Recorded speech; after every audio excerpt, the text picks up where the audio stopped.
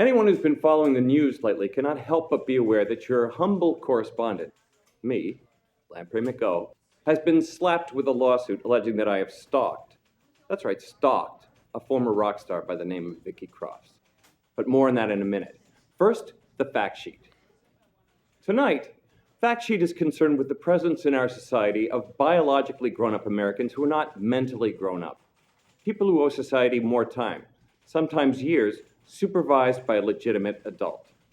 Consider, every year, thousands of youngsters run away from home to live unsupervised before their 18th birthday.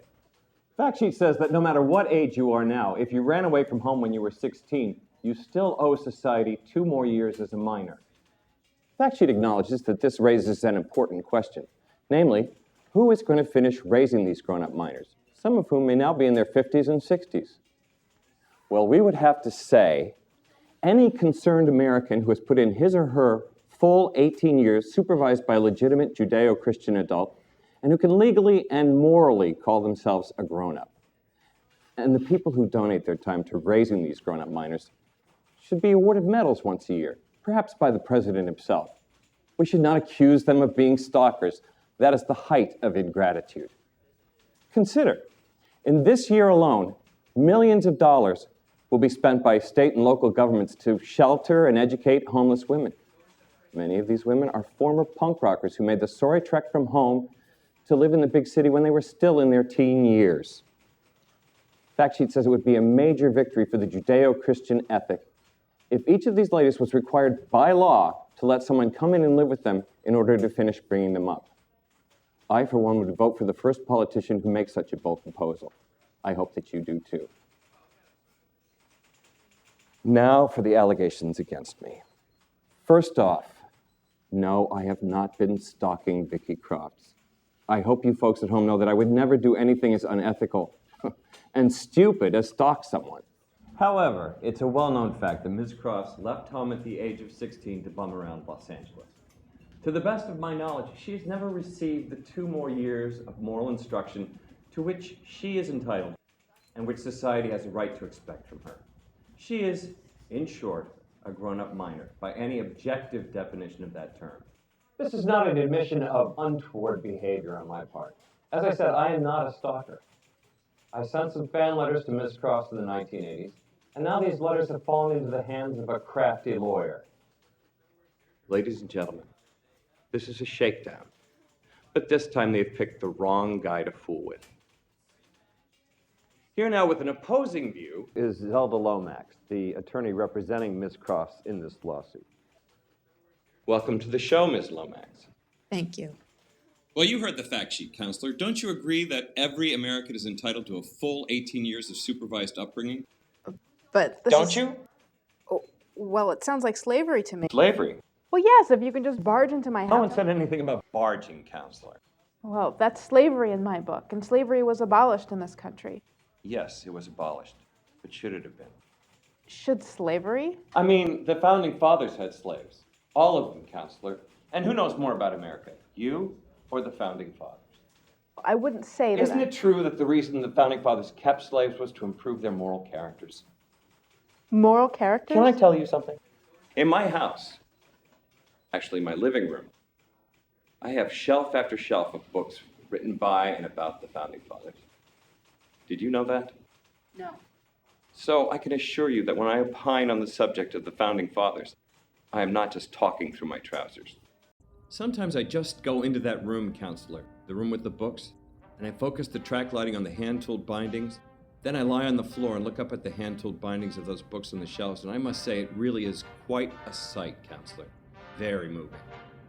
Just the other evening, one of our producers, who volunteers to help out with the laundry and whatnot when my wife is busy at the gym, walked into the room and saw me lying there. She looked at the lighting effect and was so overwhelmed that she said, "Lamprey, it's like God lives in here." And I almost cried and said, "Yes, it is, Moira. Yes, it is." Now, I have a question for you, Counselor.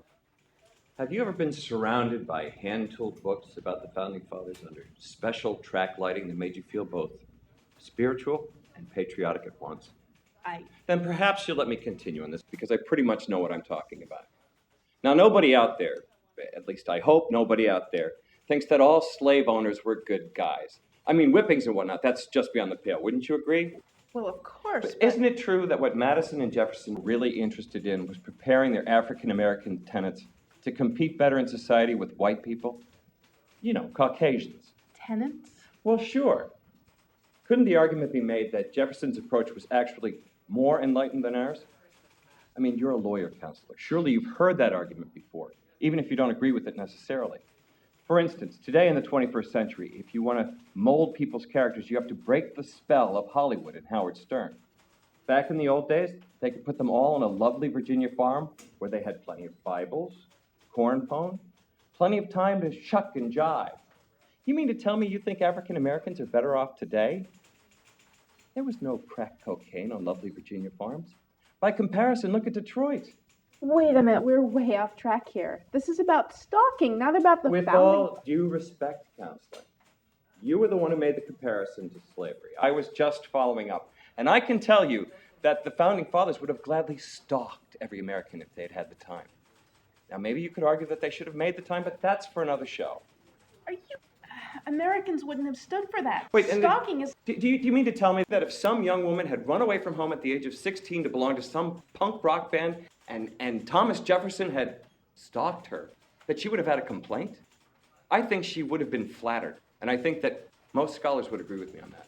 But we're not talking about Thomas Jefferson stalking my client. We're talking about you, and you're not Thomas Jefferson. That's precisely my point. I don't own slaves. I'm not saying I wouldn't give Miss Crofts my time if I had it. I'm sure she needs it, and I hope she finds somebody out there with the 2 years to give to her to finish bringing her up. My schedule is just too busy at the present time. I'm not a bad guy. Maybe in a few months I can clear some scheduled time for Miss Crofts, but if I do it for her, then to be fair, I should do it for everyone else. And, well, I'm a public figure.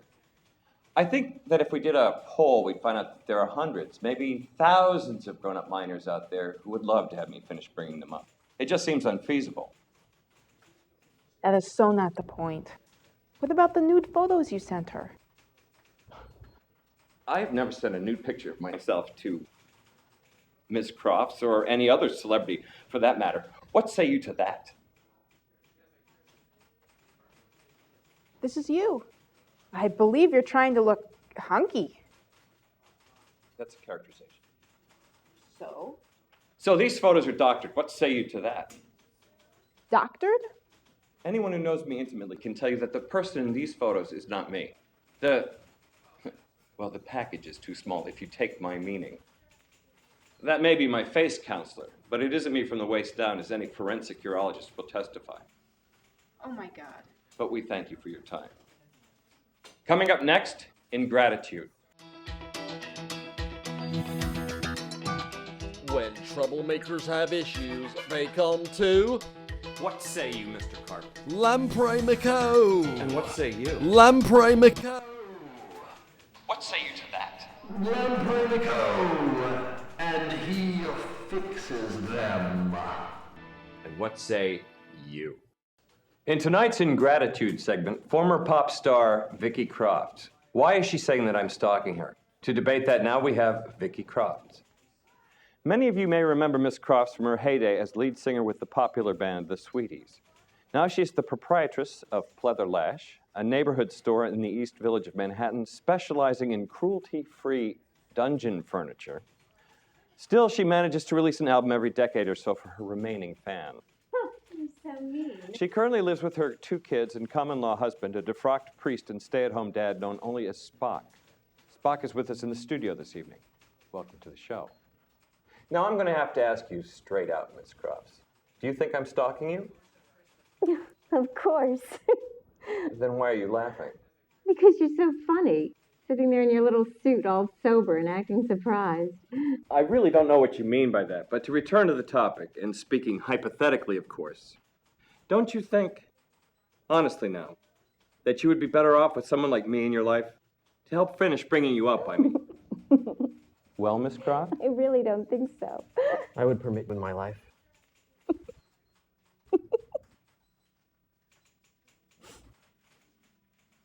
I want you to know I'm not talking about anything sexual here. If I were actually in your life as a person of some importance, sex would never enter into the relationship. I'd like to know why you think that's so funny. But you know why. Would you mind telling the folks? Are you sure you want them to know? The folks and I have no secrets from each other. Well, okay.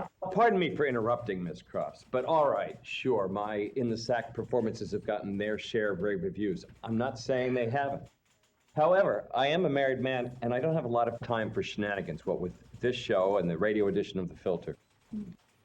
But even if sex were something I was interested in, first you would need to learn a few rules of the road. See, if I were really into this, we would have to start out by just taking walks. Do you like arty crap, Miss Crofts? I like arty crap. Do you know the Upper West Side of Manhattan? Do you know how Columbus Avenue winds south past restaurants, cafes, and lovely bars?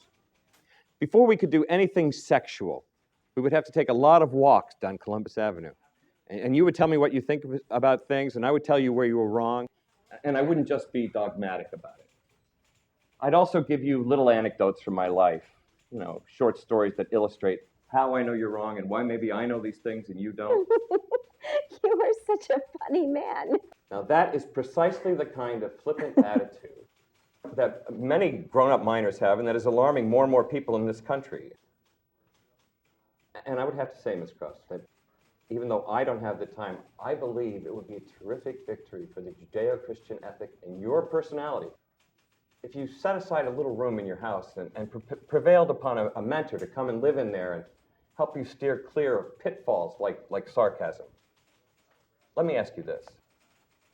Is it really going to take legislation before you wake up to the fact that you owe society 2 more years of childhood? You ran away from your mother's home in San Francisco when you were 16. That's right. And I suppose you immediately had some sex with the stubble-faced boy who picked you up hitchhiking to L.A.? I believe his name was Elton Hotchkins, a brown person, which raises the whole interracial thing. How did you become a fan of mine? It might surprise you to learn that I've been a fan of yours ever since I read the bio on the back of your first popular album, Fluffy Puppies, which I believe was a remix of your debut album, Dead Puppies. It was then that I realized how helpless and vulnerable you were beneath all the bravado. And when I read about how you ran away, I knew it was my duty to see what I could do to help you through your final 2 years of childhood. But I was then, and as I am today, too busy for that. So I wrote some fan letters, hoping they would help. And I'm really disappointed, but it seems to me that you've used those letters to help concoct this shakedown. And what was my mistake? That I admired you, and I wanted you to be my friend. You may be my friend if you wish. What say you to that?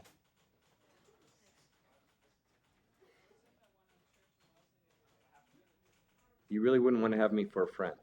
Oh, I'm so sorry, Lamprey, but I really don't think so. Well, then could you answer this? And this is really important for the folks to know. Who you have in your life who's a better friend than I might be? Let's see. Would you say Lorna Chatham, your cleaning lady? A dark Amazon of a woman who dresses up like a nurse for you in the afternoons? You've certainly done your... A nurse who wears a rubber dress and a fishhook garter belt and does a little strip tease for you right in front of your bedroom window. And no panties, folks. No panties. I hope you know she's using lipstick down there, Miss Cross. Nobody's labia get that swollen. And you can quote me. Judge not. Well, it's wonderful that you have such a tolerant live-in boyfriend, Miss Cross. But what about the kids? What? Don't you think your kids deserve better friends for Mommy? Well, How many children do you have? 2. Now, these children, Diggle and Shelley, are both boys, right? Yeah. And I would have to say they're both a little, well, I wouldn't say effeminate necessarily, but they're both a little on the campy side. You know what I mean, Miss Crofts? At recess, when the fat kid chases them, he ends up sitting on their faces, doesn't he? Doesn't he, Miss Crofts? I don't think that's... But well, we'll table that for now. What I want to ask you, and admittedly it's a little more difficult when you live with the culprit and he's sitting right here next to you. But what I want to ask you is, don't you ever wake up in bed thinking, gee, if only my kids had a real man for a role model?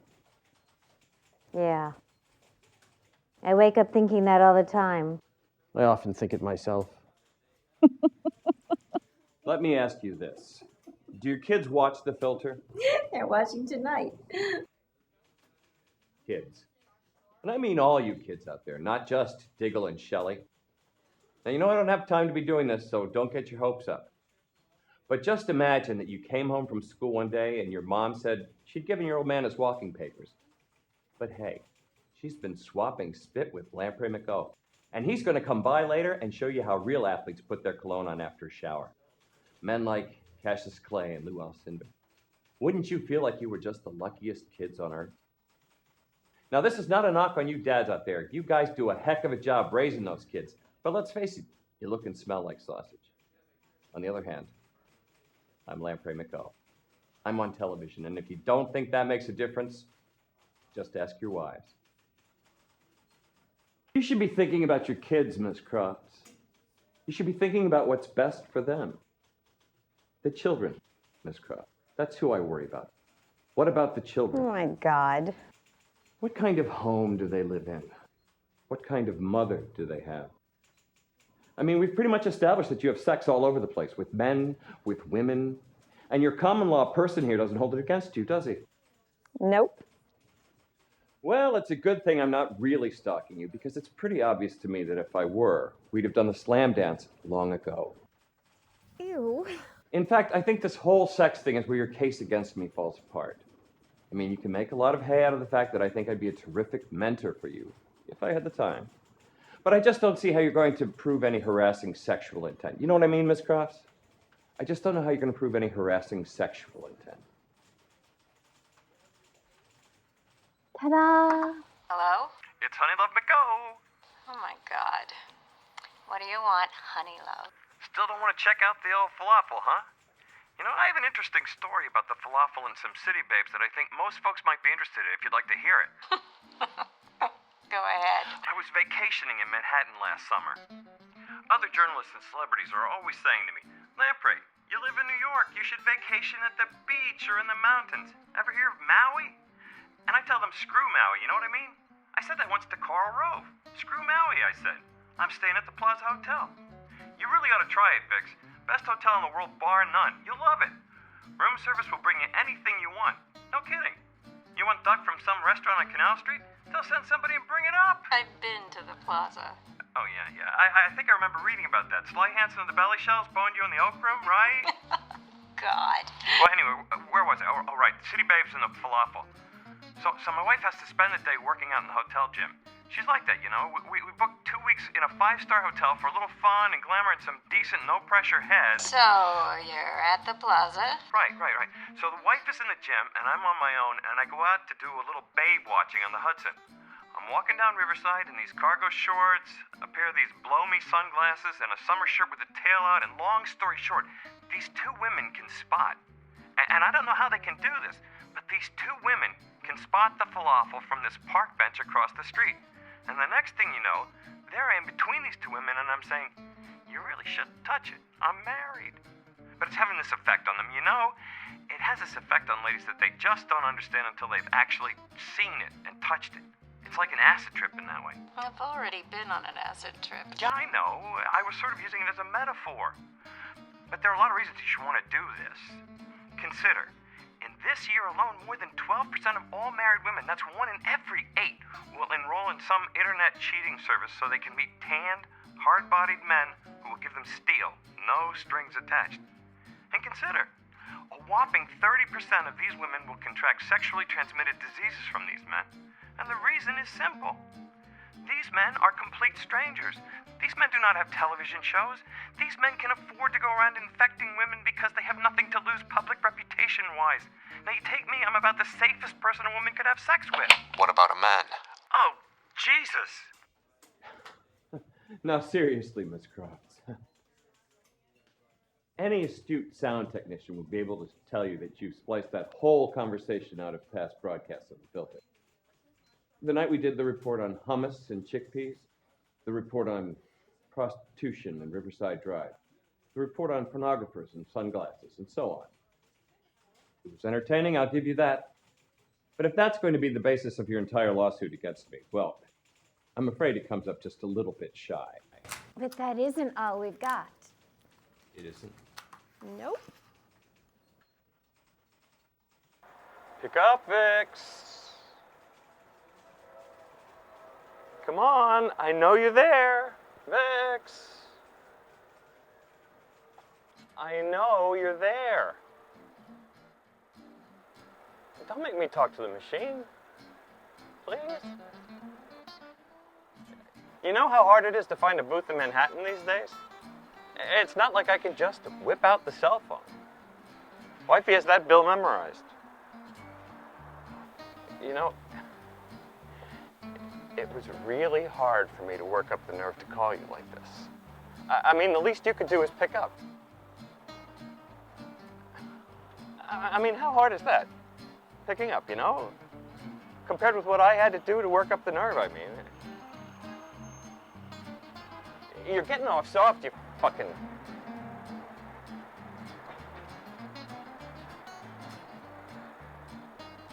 Okay. Okay. Okay. I called to say... I called to say I love you, Vicky Cross. There. Okay? You're the sweetest little power popper on the former LA scene. Fuck that. The former New York scene, too. There are probably some other former scenes, but hell, fuck them. Are you happy now? Are you happy you made me say that I love you, Vicky, to a machine?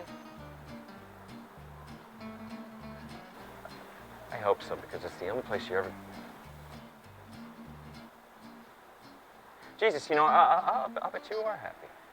I'll bet you and the freeloader are sitting dick to snatch right now, laughing your asses off. Hey, Vix. Does Mr. Spark know what a fucking whore you are? How about it, Vix? Does he know that you'll fuck anything with an ass? You fucking... Oh, shit, Vix. I'm sorry. Damn it. I promised myself I wasn't going to do that. Shit. I'm sorry, okay?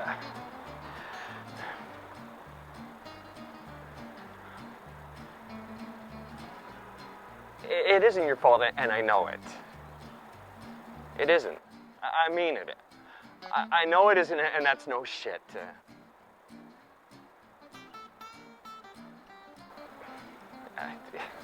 It's just that life kind of sucks sometimes, doesn't it? I'm married. You're hung up on some stay-at-home fuck. Shit happens. Okay, I get it. I'm not totally dense. It's like I think about my wife, you know? A terrific gal in many ways. But one look at her snatch, and you can tell she's on steroids. I mean, she's always denying it, but swear to God, if her clit had a thumb, it could fucking Bowflex. Do you know what I mean? And she just finished reading this book about giving head.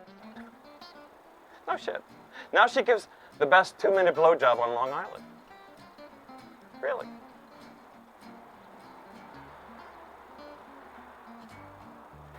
You're the only person I can tell this to. She won't wear a thong. Because her bush is too huge? No shit, so you know what she wears this?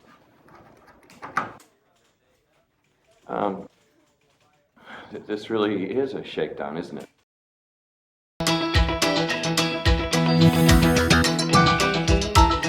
Next up, viewer mail.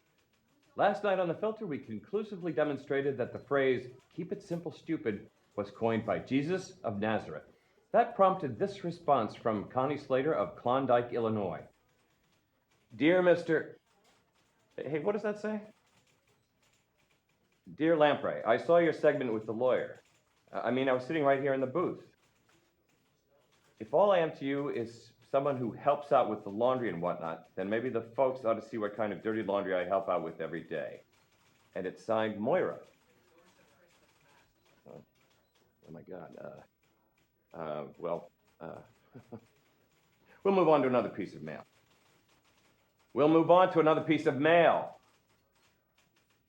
Lamprey, mon amour, you've seen me, how many times on Columbus Avenue?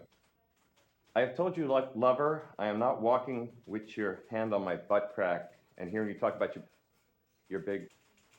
Okay, I get it. This is a little joke my staff is playing on me. Merry little group of pranksters we have here on the filter. You folks at home know I don't get this kind of mail. I simply don't. Let's get on to the real mail, okay? Hi, Mr. McO. It is me, Davika. You know,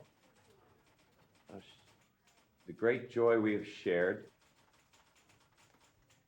Oh, okay, look. You, graphics babe. You like your job? That's what I thought. How about you, camera boy? You like working indoors? Or do you want to go back to making shish kebab on 6th Avenue? In January. For fat chicks. That's more like it. What a shitty show, huh? Not that it matters. You think the folks can tell the difference? It isn't funny, asshole. Christ, I was at a Barnes & Noble last week. What a fucking zoo. Middle-aged women built like linebackers with their pollywog daughters and bell-bottom ass tents. And old men who spit when they stutter, and greasy-haired geeks too stupid to be Trekkies wearing sweaters with that fresh-from-the-hamper smell. I said to the manager, I said, what is this, the fat fucks and assorted retards convention? And he said, oh no, they're all here for your book signing. And you can't make them go away. I could pull my dick out and start pounding and they'd think I was playing the cello. Shit. Okay, somebody want to get me out of... Holy fuck. Is this mic still on? Like it makes a damn bit of difference.